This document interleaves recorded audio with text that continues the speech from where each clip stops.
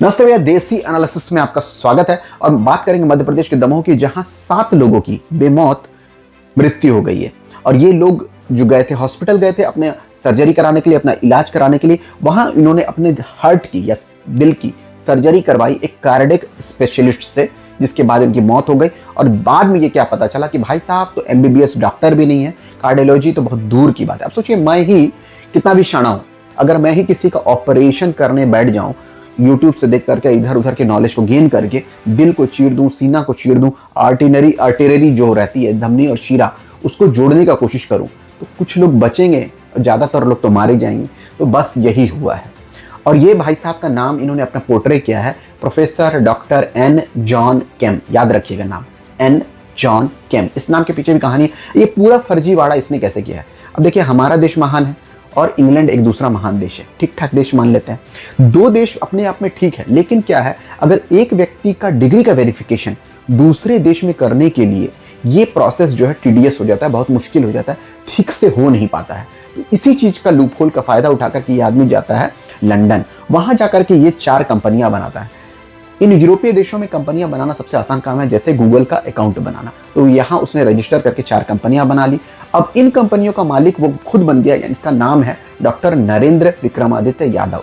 अब वहां उसने एक कार्डियोलॉजिस्ट को देखा जो कि बहुत ही फेमस थे, उनका नाम था डॉक्टर प्रोफेसर एलन जॉन केम।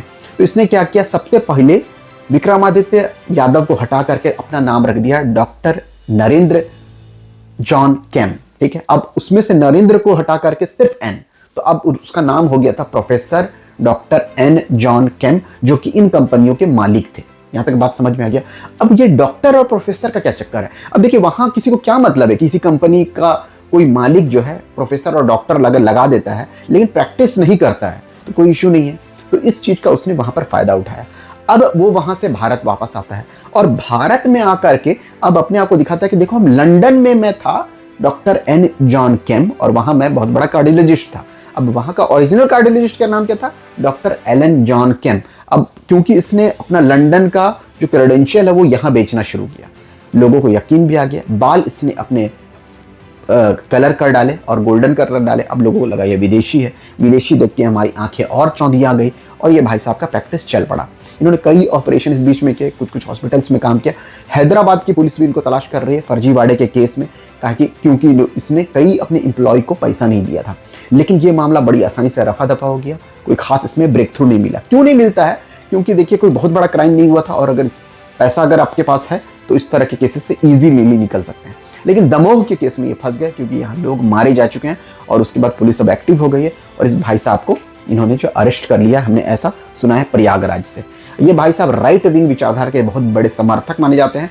जब भी इस तरह के फर्जी लोगों को मदद की जरूरत होती है तो ये क्या करते हैं, राइट विंग की तरफ लीन हो जाते हैं।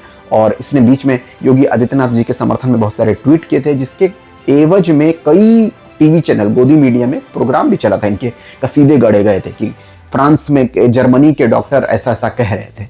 आपको याद होगा फर्जीवाड़ा, एक बार कश्मीर में एक व्यक्ति पकड़ा गया था जो कि अपने आप को पीएमओ के अधिकारी बता रहा था और सारे फैसिलिटीज ले रहा था। वो भी आपका राइट विंग विचारधारा को समर्थन देता था।